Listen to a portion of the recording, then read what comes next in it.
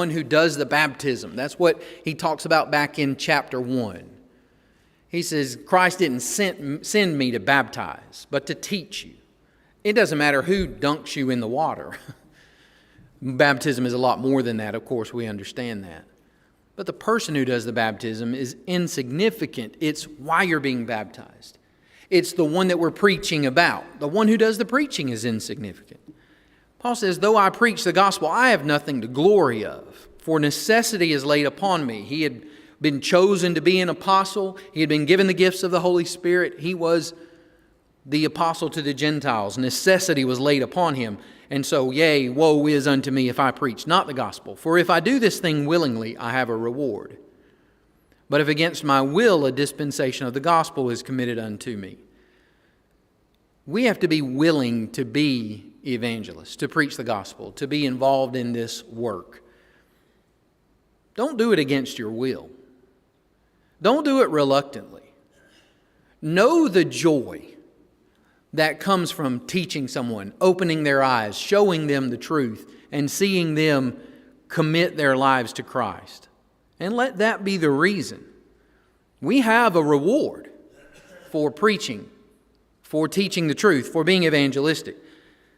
Don't do it unwillingly or against your own desires. Verse 18, he says, what is my reward then? Verily, that when I preach the gospel, I may make the gospel of Christ without charge, that I abuse not my power in the gospel. Paul was doing this freely because he wanted the glory to go to God, the glory to go to Jesus Christ, the glory to go to the gospel. And so he even, as he was there in Corinth, he preached for free. And he explains here in chapter 9, he doesn't have to do that. A preacher has the right to be paid. That's the point he's making here in this chapter. But he says, with you, I didn't do that.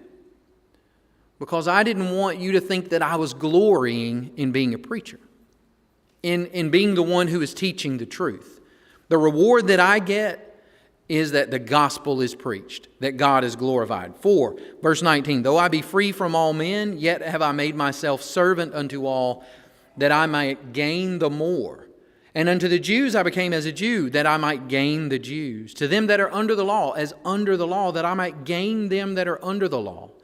To them that are without the law, as without the law, being not without law to God, but under the law to Christ, that I might gain them that are without law. To them, to the weak became I as weak, that I might gain the weak. I am made all things to all men, that I might by all means save some.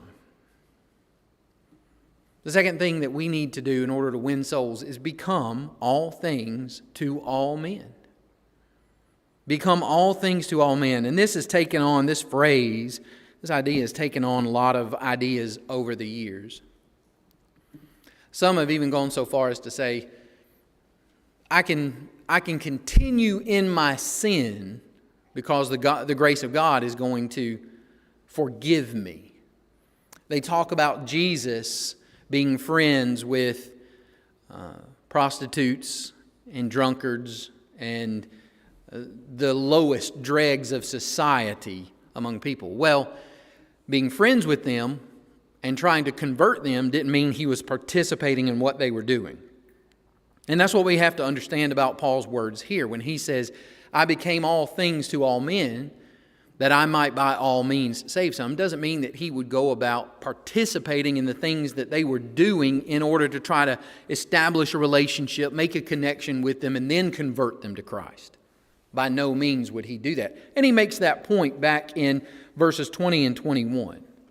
When he says, to them that are under the law, I became as though I was under the law. I was a Jew once. I know what it means to be bound by the law, but he says, I'm not under the law of Moses anymore, and I wouldn't give them that impression. But I knew what it was to desire to be obedient to a law. I knew what it was to be one who followed family ritual. And so I can connect with them. But he says, I'm not going to give them the false impression, even by my life or by my teaching, that I'm still under the old law, the law of Moses. I would by no means do that.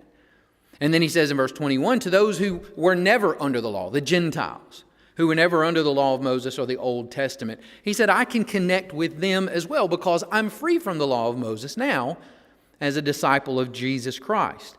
But he says, I would by no means try to give them the impression that now we are lawless, that there is no law that we follow. He says, being not without law to God, but under the law to Christ.